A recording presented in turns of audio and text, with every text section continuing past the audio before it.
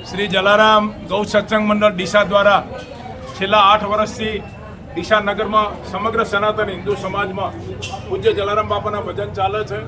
આજે 421મા ગુરુવારે શ્રી કેતનભાઈ બાબરભાઈ દેસાઈ પરિવારના નિવાસસ્થાને પૂજ્ય જલારામ બાપાના ભજન હતા. પૂજ્ય બાબરભાઈ દેસાઈના એમના કાકાના ખૂબ આશીર્વાદ આ કાર્યક્રમ માટે હતા અને ઉદ્યોગો પણ હાજર રહ્યા. સમગ્ર માલધારી સમાજ ડીસાનો હાજર રહ્યો, સમગ્ર સનાતન હિન્દુ સમાજ હાજર રહ્યો. એ આ આજના પ્રસંગની મોટી ગૌરવની બાબત કહી શકાય. અને આ રીતે એમણે ફરી એકવાર 14 જાન્યુઆરી 2027 એમના દીકરાઓના જન્મદિવસ નિમિત્તે પણ ગુરુવારના ભજન જાહેર કરેલ છે.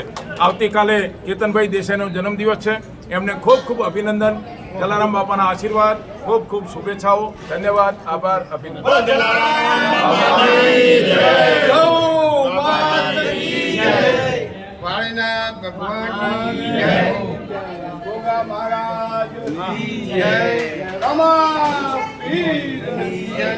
મારી સાથે કેતનભાઈ દેસાઈ પોતે જોડાયેલા છે.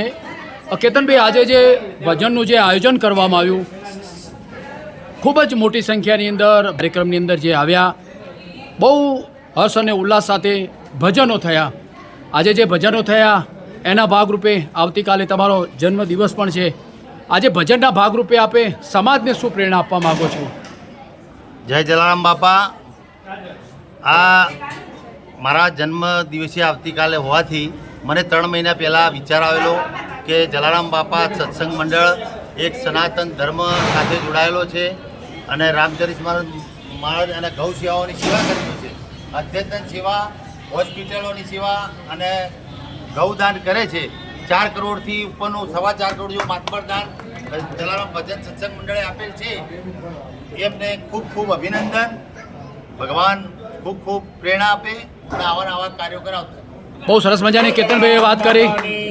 કેતનભાઈ બહુ સરસ મજાની વાત કરી કે અહીંયા જે ભજનો થાય છે, ભજનો દ્વારા ગૌ સેવા પણ થાય છે, એવી સુંદર મજાની વાત કરી. જય જલારામ, જય જલારામ, જય જલારામ.